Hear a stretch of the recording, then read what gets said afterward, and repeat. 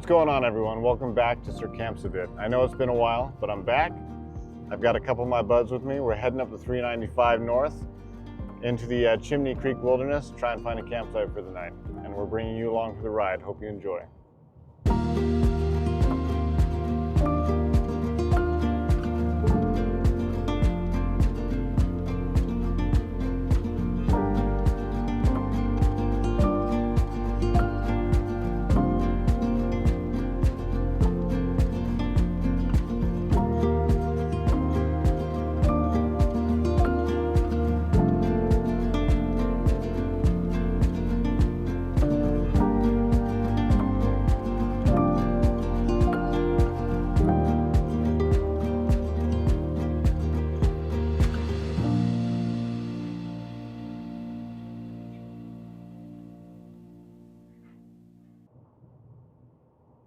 Today I'm joined by two of my friends, Justin and Mark. Justin is the art and technical director of this particular episode, and Mark is an avid camper. He's a lot better at it than I am, but today he's just tagging along using a lot of my equipment, so it should be a lot of fun. I've got meals planned for 3. We're just doing a one-nighter. That's if we can find a spot in the first place, and we'll just have to see what happens. The 3 of us might seem a little bit sluggish today. That's because collectively we've had about 6 hours of sleep. That's not 6 hours each. That's all 3 of us combining our time together have about 6 hours worth of sleep. We went to see Wicked for Good last night with some of our other friends. Great movie.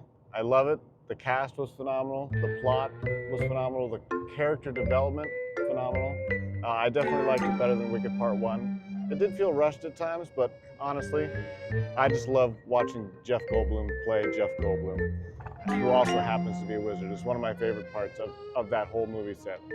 Every moment, as long as you're mine, I am a sentimental man. Boo, and make up for lost time. Boo, for I am. Best song of the new movie for sure. Again, Jeff Goldblum playing Jeff Goldblum. Terrific.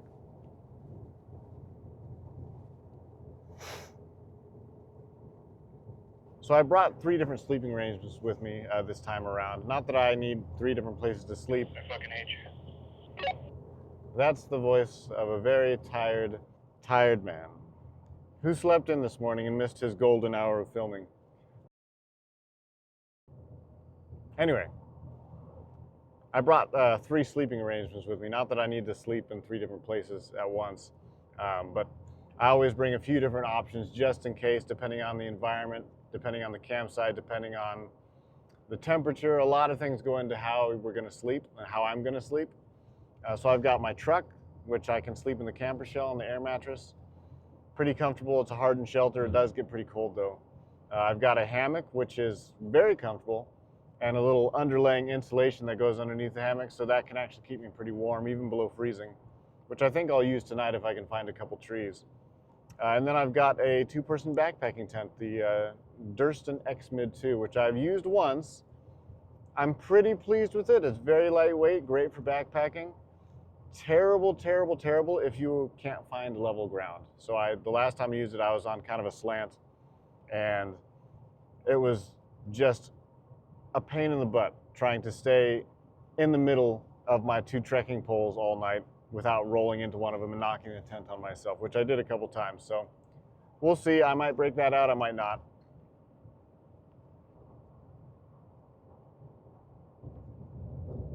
We're now passing through the quiet little town of Red Mountain.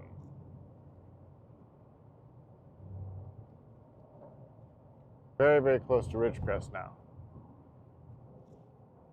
I assume the town is called Red Mountain because of that one red mountain over there. It's not really a mountain, more of a hill.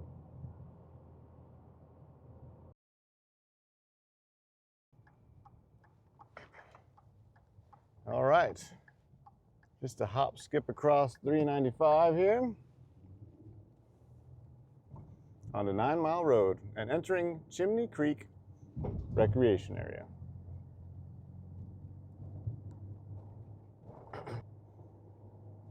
This is also a really, really cool road. It kind of winds its way up the leeward side of the mountains, and you get to see the change in biome happen almost like a line in the sand, where we're going up from high plain desert into kind of deciduous foresty areas.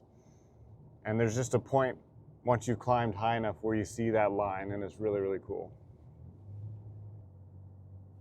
And I am seeing some snow up on the tops of the peaks, and we'll see if that goes down any further than that. If so, that two-wheel drive Tundra might be in trouble.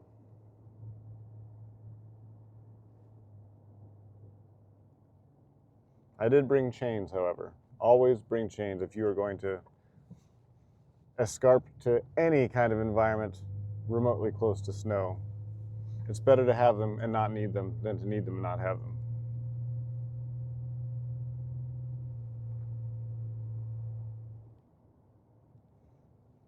Yeah, it looks like the snow is, well, there are spots, sporadic spots that are right around the same elevation we are now.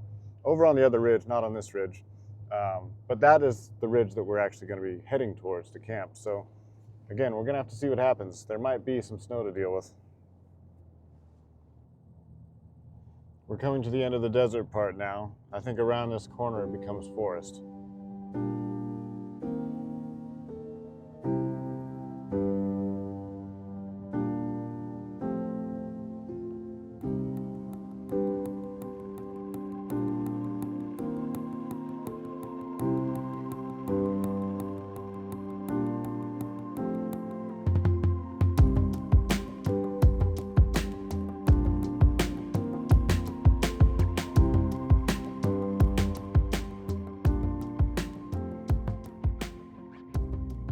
At the top of this peak over here, you can almost see a straight line of where the desert biome stops and the forest biome begins. It's almost divided in half. It's like the rocks will just lead straight up to the trees, and then on the windward side, that's where the trees are. On the leeward side, they're not.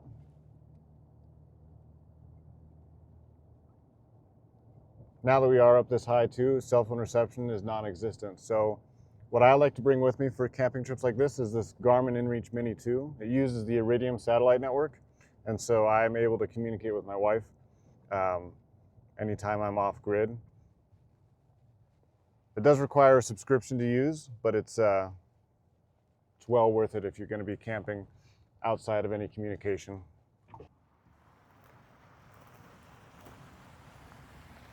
We've made it to Chimney Peak Recreation Area, managed by the Bureau of Land Management.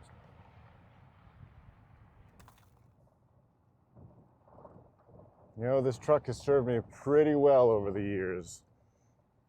She's got 235,000 miles on her, but she still runs great. I think Ford really figured out what they were doing when they made this particular engine in the 2014 EcoBoost F-150. Twin turbo, have had no issues with the engine. Really, really pleased with it.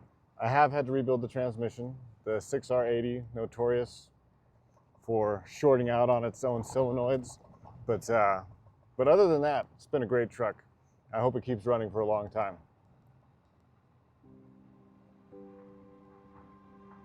Now we're actually driving through snow. We'll see how the old two-wheel Tundra gets on here.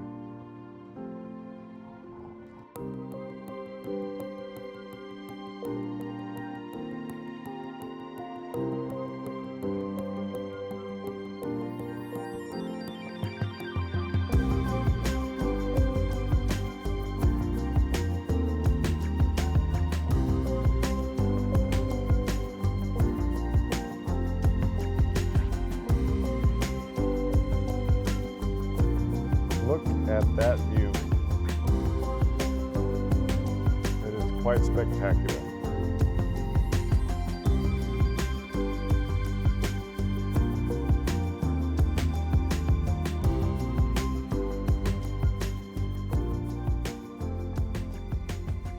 Chimney Creek Campground. First come, first serve. Hopefully we are the first ones to the sites we're looking for, so that we can be served.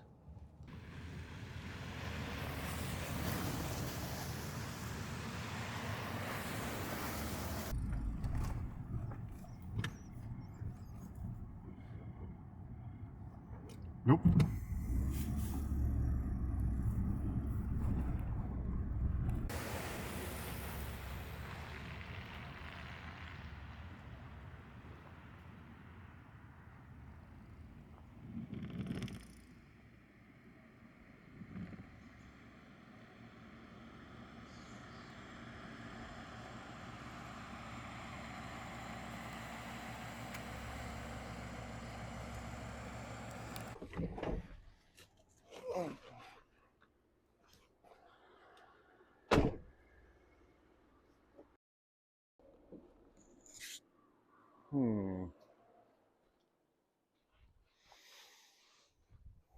Yeah, this seems like a decent campsite, but I'm a little worried about drainage. It's not a perfectly level campsite. I also see some animal prints here, which I can only assume is a wolf. And the last thing I want is to have a wolf come visit me while camping. So, I'm also not a fan of this table. I mean, if I'm trying to fry eggs on a tabletop grill, they're just gonna fall right off. Guess it's a dud.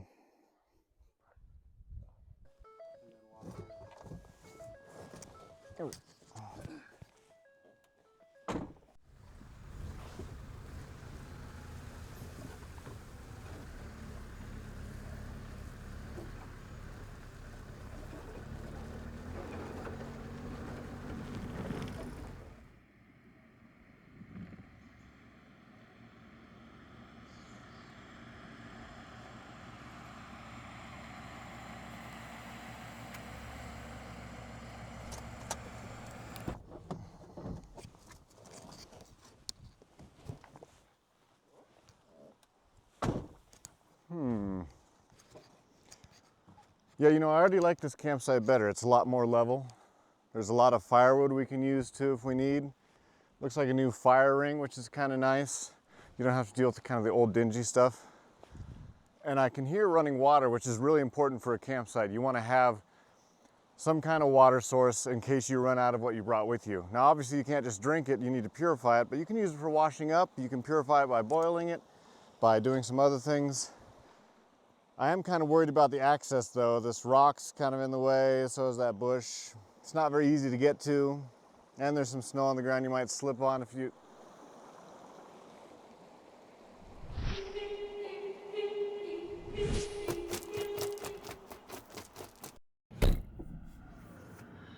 Yeah, we're not doing that.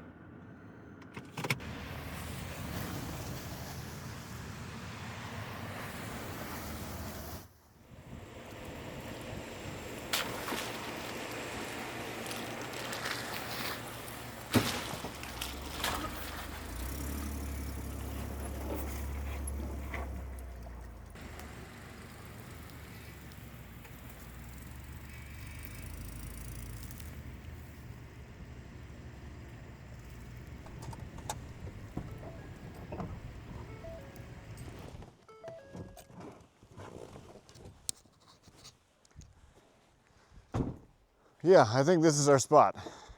It's pretty spacious. There's a lot of level ground. The tables are pretty level and even. There's a well-established fire pit, running water on both sides. And the other great thing about this particular spot is that it's the end of the road. So no one's gonna be driving through at night or day or anything like that. This is it. This is where the road stops. So I think this is where we're gonna call home for the night.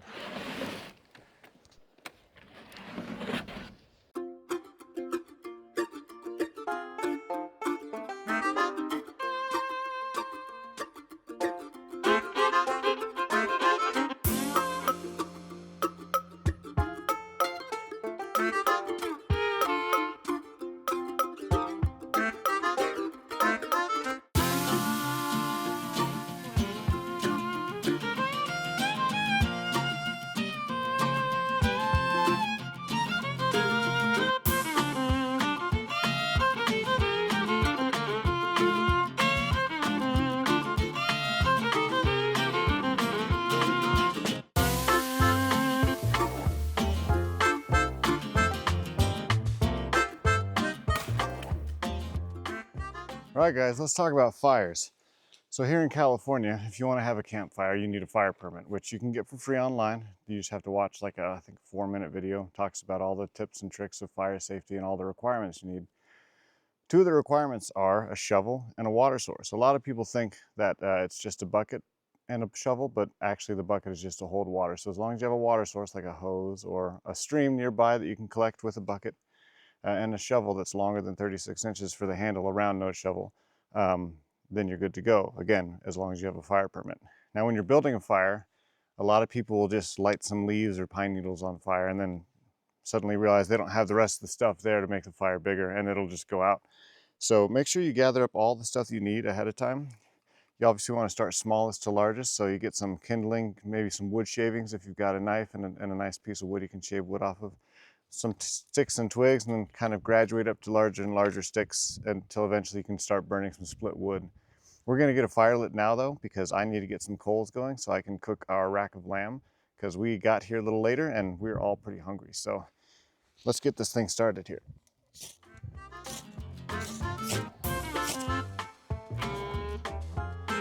Sometimes it takes a bit, but eventually you get there.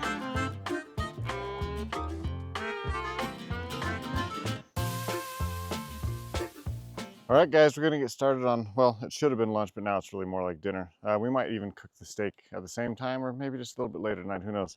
But we've got a rack of lamb. I'm gonna prepare it to be baked in hot coals. So what we wanna start out with is some tin foil. Just lay it out. We can cut open our rack of lamb. Pick any knife of your choice. I usually prefer something a little dramatic.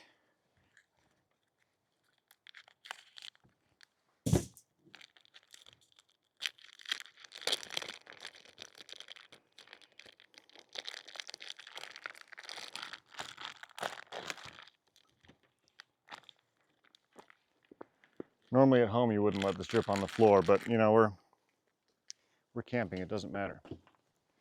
All it does is attract bears later, which is cool. Set that aside. We want to do fat side down, just like that. And then we're going to cut up some veggies to go with it. We'll start with our onion because that's the biggest.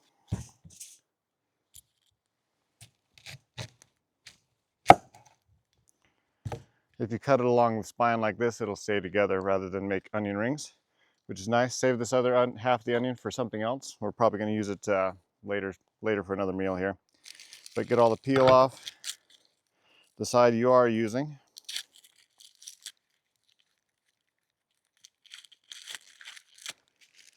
There we go, and you want to dice this. So dicing an onion is pretty simple. Just cut little veins.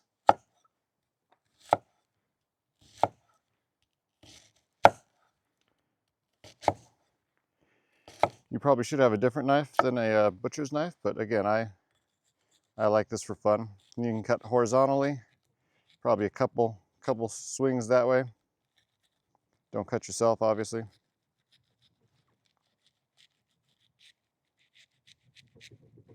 You can come back through and just chop it up. It doesn't have to be perfect. This is really just to garnish our lamb anyway. It's not really going in any kind of dish other than just the marinade. So sprinkle that all around, inside the rack, under it, over it, just everywhere. Onions make everything better.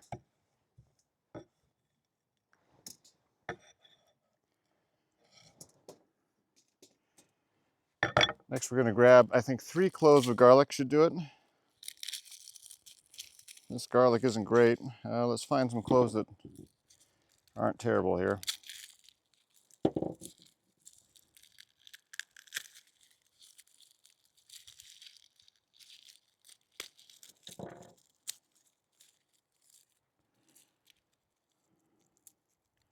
No, it doesn't look too bad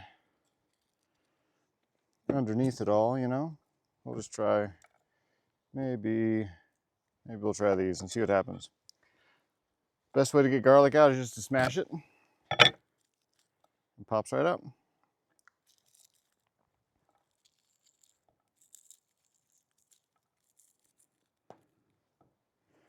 That's actually probably enough right there.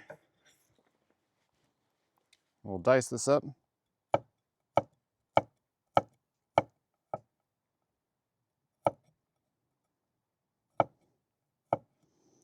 You don't have to be super fast. Obviously, I'm not.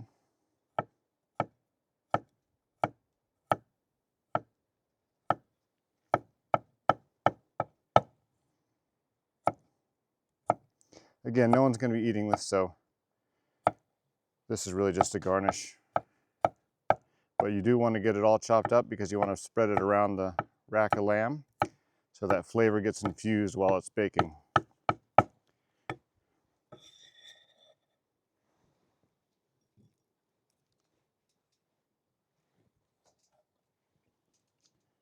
Sprinkle it underneath, especially underneath the fat cap is a good spot to put some stuff. And you know what we're going to do too? What I neglected to do beforehand is season this rack of lamb with, got some roasted garlic and herb that's going to help bring that garlic out even more. Be pretty generous. Give it a flip over. Make sure you get that fat cap. We're going to go the other side. This is now working out. There we go. Much better. Give it a rub down. Get some onions underneath there. Flip it back. And put those onions and garlic back on top. Underneath, around it. Throw some rosemary in there too. And we'll chop up 2 serrano chilies, which are going to give it a little bit of heat.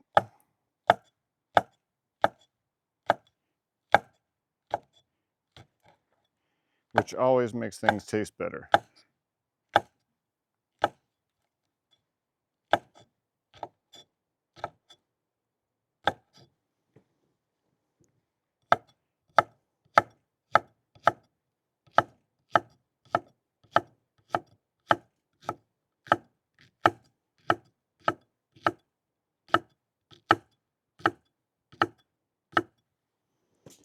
Just take those and sprinkle them around. Again, no real science to this. It's just all however you want to do it. It's the Bob Ross cooking show. There we go. And the last little bit, an entire stick of butter. If you ever watch any cooking, you know that chefs love butter, and there's a good reason. It helps caramelize everything. You get that Maillard reaction going really, really well. And it does it all at a fairly low temperature. So I like to slice mine up in generous slices, but still a lot because I like to spread it all around. That way it's not concentrated in one spot. That's good enough. Make sure you get some in there. Get some on the sides. We'll tuck that one underneath. It's kind of a bigger one. And then of course that fat cap underneath is going to render down really nicely. Then you just wrap the whole thing up. We're going to need another piece of foil. I underestimated my foil, which is fine. Not a big deal.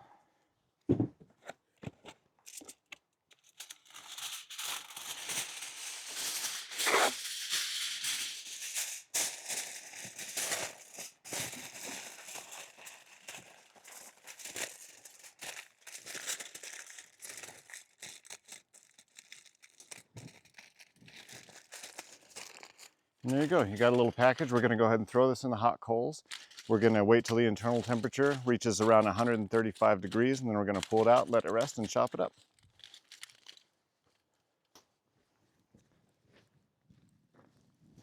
You don't want to put this directly on the fire. You want to actually make a little bed of coals for it. So dig a little well if you want. It's kind of what I've done. Remember, fat cap side down. Just drop it on in there and then bury it with the coals. And try and avoid the smoke in your face too if you can.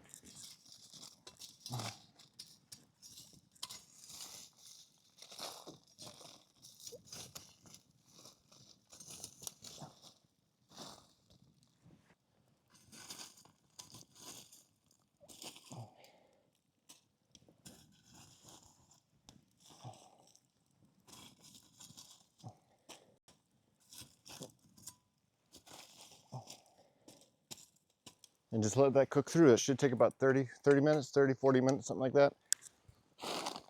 What I'm going to do with this, though, is add some hickory wood, just to see if it does anything. I don't really know if it will, but we don't pretend to know always what we're doing here.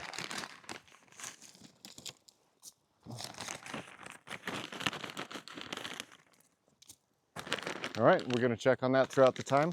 I've got a little thermometer probe. I'll check it throughout the next 30 minutes, and when it's ready to come off, we'll pull it off.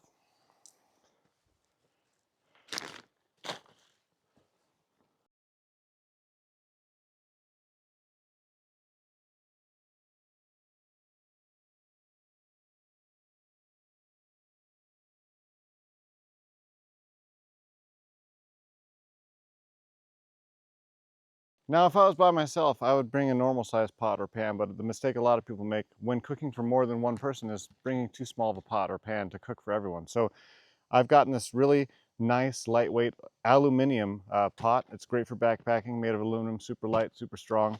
I'm just gonna chuck in some boiling bag rice and some of this dal makhani, basically black lentils and curry. And we're gonna have this with our lamb rack. Oh yeah, that water is boiling. See, plenty of room. I'm not even worried about it.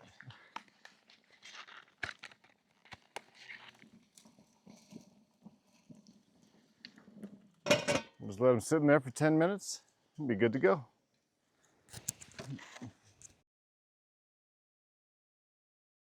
It's been about 40 minutes. I think it's time to take the lamb out. I'm gonna go ahead and clear the coals off the top of here. It has been cooking for quite a while. I'm gonna check the temperature. I'm sure it's fine, but you know, you always wanna be better safe than sorry. Oh yeah, that's more than fine. 150. It's a little further than I wanted to take it, but it'll be fall off the bone, so good enough.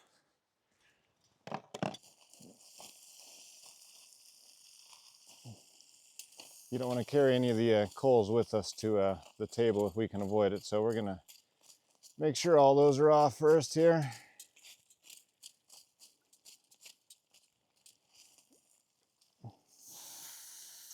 That would be all the butter.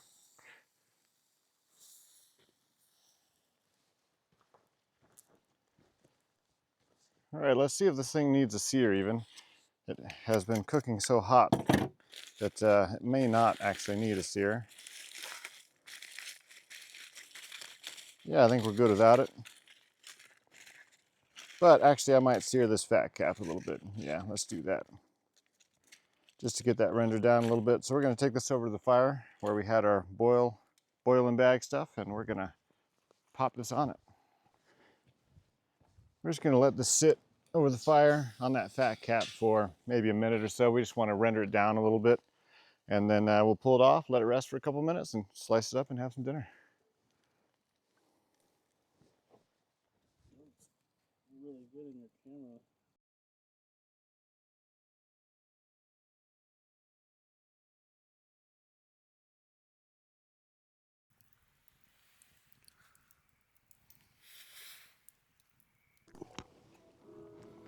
Hey guys, I just plated the food. You saw it. We're enjoying it. We're having a good evening. My apologies if the transitions are a little rough. We're trying to enjoy our time together too. I'm sure you understand. Whose spoon is this? Mine. I don't like it. Sorry. Does it not work? Well, like I didn't realize you had to leave your thumb here. You don't. Otherwise- You shouldn't. I have an extra spoon, bro. You sure about that? Sorry. You must have a defect. Oh no! Slide this metal part down. Slide the middle part down. This slide. Actually, slide it up. Sorry, not down. Oh yeah, you have a. Oh, I see. You have What a spoon. Because then it'll keep the spring. Oh, nope. Oh. Two pieces now. I got a spoon for you, bro. Oh no, no, yeah, you slide the metal piece down, not up. That's Oh, this thing. yeah, that's for All the way at effect. the top. Okay. Because I just slid mine to the top, and mine did the same thing yours did. But now that I slid it back down, it's yeah. rigid. Okay, okay. I was like, what the fuck is this shit, man? Am I a joke to you? Yeah. Not bad, Aaron, not bad.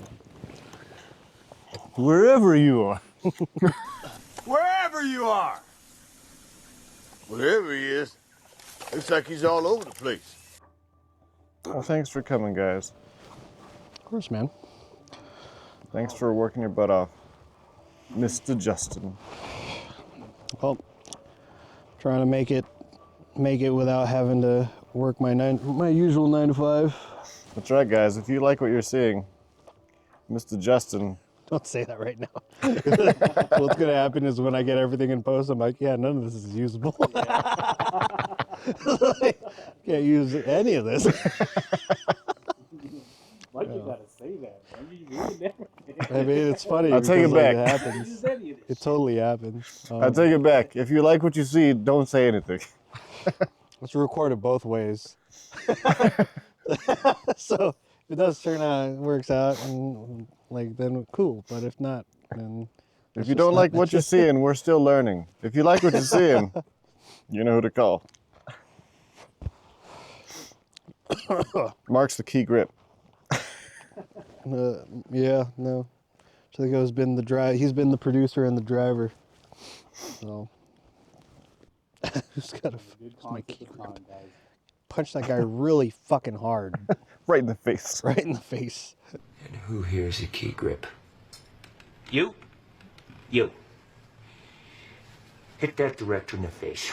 Really fucking hard.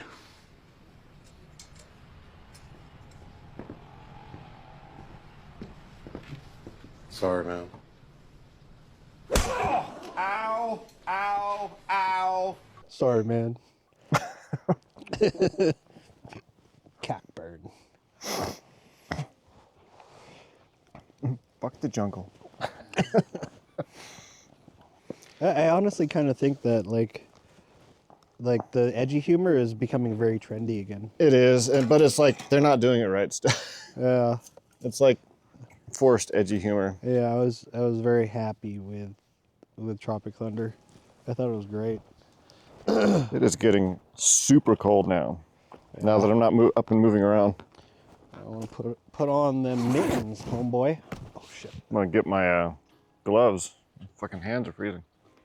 Woo, woo, woo. Don't you want a cigar? Yeah, I mean, you guys are welcome to one too, if you want one. I'll puff pass. Can I get a movie?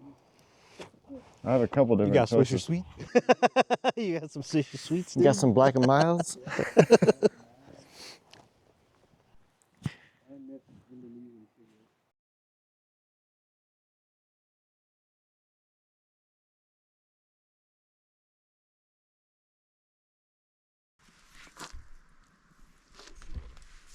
All right, guys, it's getting pretty late. Not that late, it's only 7 o'clock, but we're probably gonna get these lights off and give you a quick view of the night sky, but I'll check in before bed.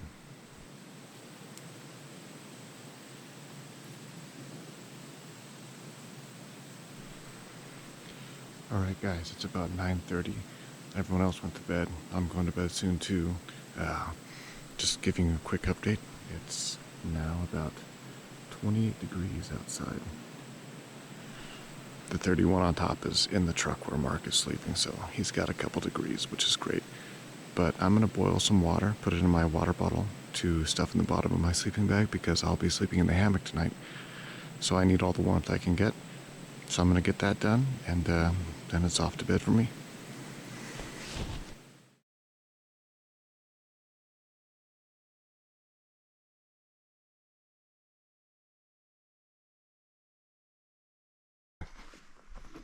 Currently 26 degrees outside. That's about as cold as it got. I got up at 1 a.m. as well, and 26 degrees was what it was then as well. So it was pretty cold in the hammock, but again, the sleeping bag kept me warm. I slept as best I could, but we're gonna get the day started. All right, well, I've had the fire going for a few hours now. Got some good coals, so we're gonna go ahead and get some breakfast cooking. Similar concept as last night, only this time we've got some tri-tips. So I'm gonna use one knife if I can avoid using more than one. So I'm just gonna cut up my veggies first.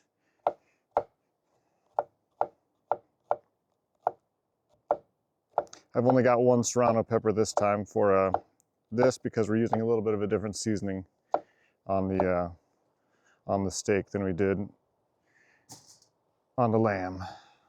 Just throw that in the foil. Again, most of this is just garnish, so it's not really going to be consumed.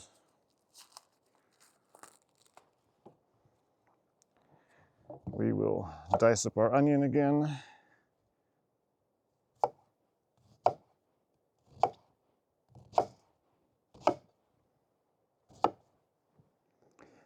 Doesn't have to be perfect, just whatever works for you.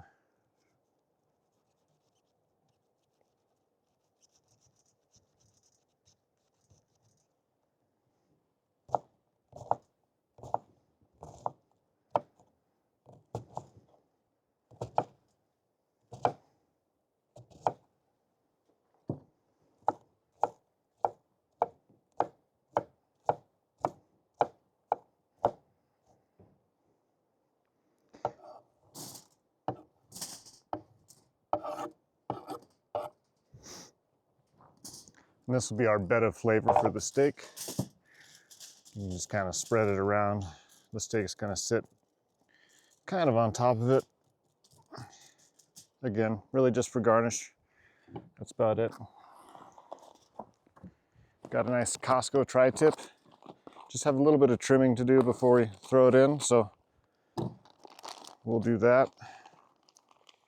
You don't necessarily need to do this, but I like to get rid of some of this excess fat. It doesn't always render down, so if you can get rid of it ahead of time, it kind of helps prevent it from being too gristly when it comes out.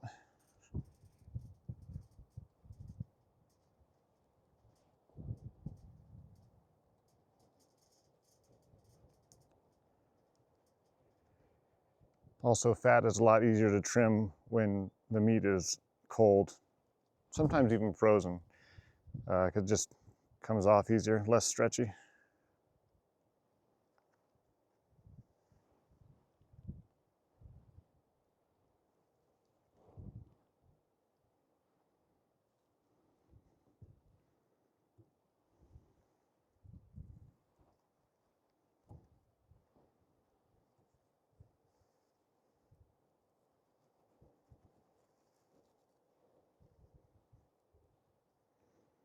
And if you're at home, you can keep these trimmings and render them down, get some nice beef tallow. I'm not at home, so I won't be doing that, but certainly something you could do if you wanted to, you know, use the whole product as much as you can. You don't have to trim off all the fat, just the big spots, I think. Helps with keeping the flavor a little bit more pure. That's probably good enough for our purposes. I've got some Holy Voodoo seasoning from Meat Church. I really like this on my steak. I actually did it on the smoked turkey I did for Thanksgiving as well. Turned out really good. You can be really generous with it too. There's no wrong answers here.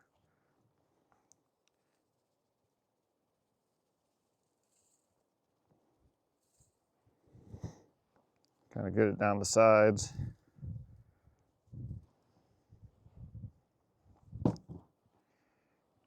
All right, that should do it. And you just throw it in the tin foil.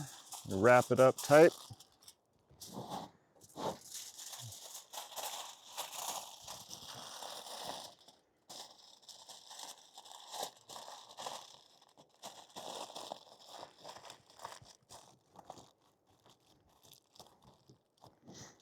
We'll get this on the coals.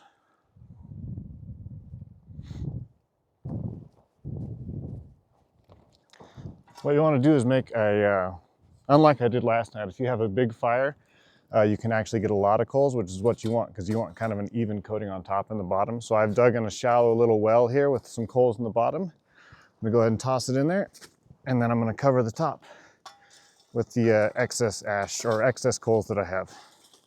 And that will, in theory, and hopefully, get it cooked even, which is what we want.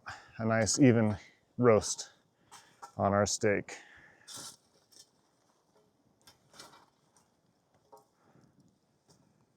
And this won't take as long, probably, if I had to guess, about 20 minutes. So we'll keep an eye on it, keep probing it with our meat thermometer throughout the process.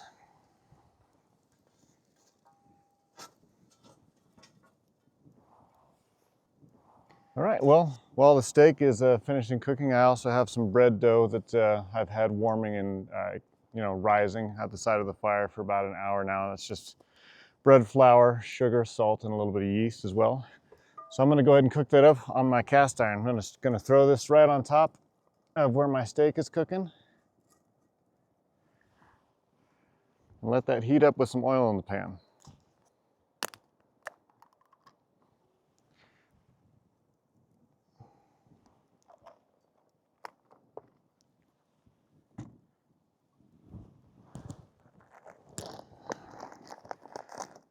The dough is nice and risen, pretty pliable. Should be mostly mixed through. It's kind of hard to mix in a plastic bag like this, but I've been working at it for a little while now, so I'm pretty sure it'll be fine.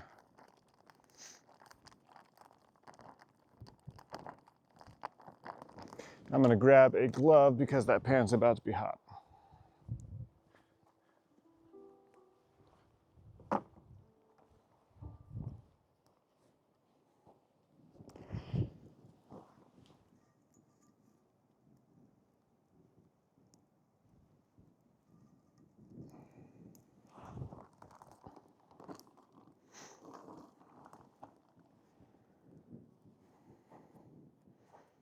And if a little ash gets in your pan, don't worry about it.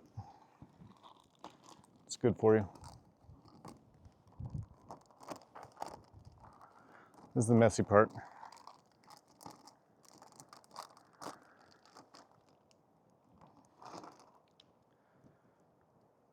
Very messy part.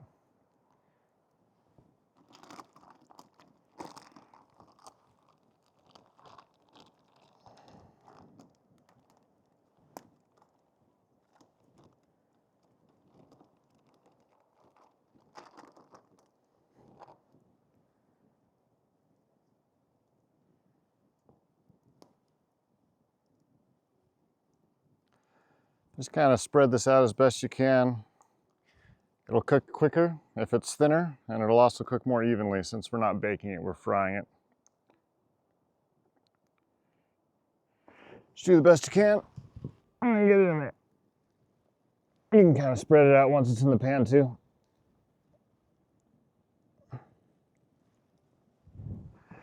We'll just let that cook for a little bit.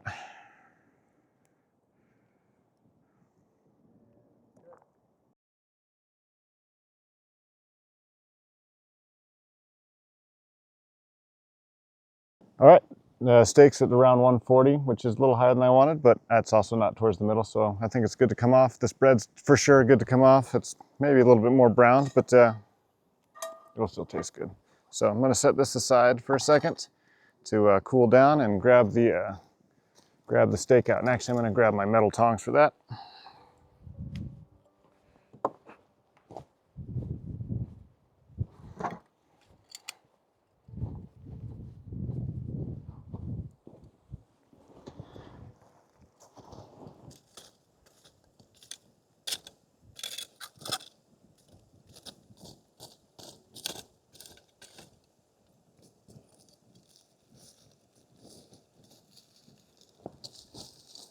Shake all the extra ash off so we don't have to take it over to the cutting board.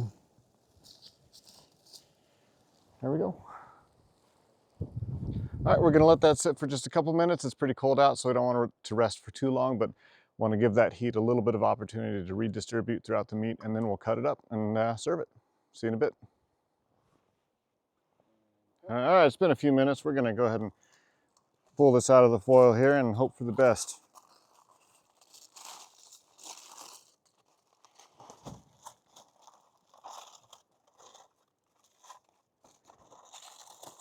So far, so good. Rendered down pretty small. The tip got a little cooked. I think that was the fireside. But overall, not bad. You can smell the caramelized onions. They smell delicious. Let's cut into this thing and see what we got.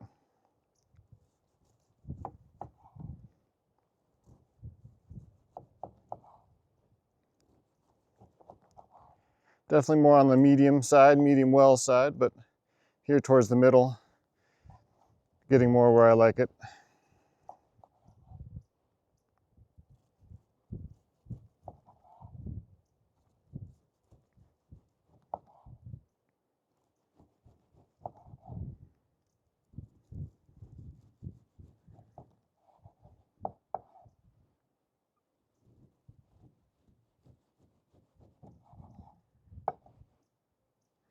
And once again, I've chosen the wrong knife. This is a fillet knife, not a butcher knife, but it works.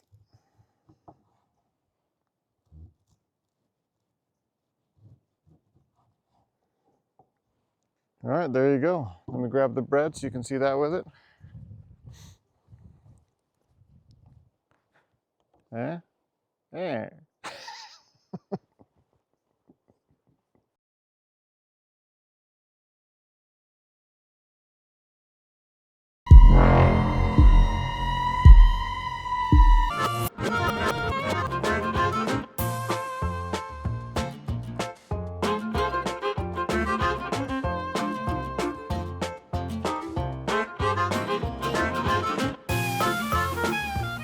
Well, there you have it. I hope you've enjoyed camping with us in the Chimney Peak Wilderness. I know we had a great time. And thank you so much for watching. Don't forget to subscribe. See you next time.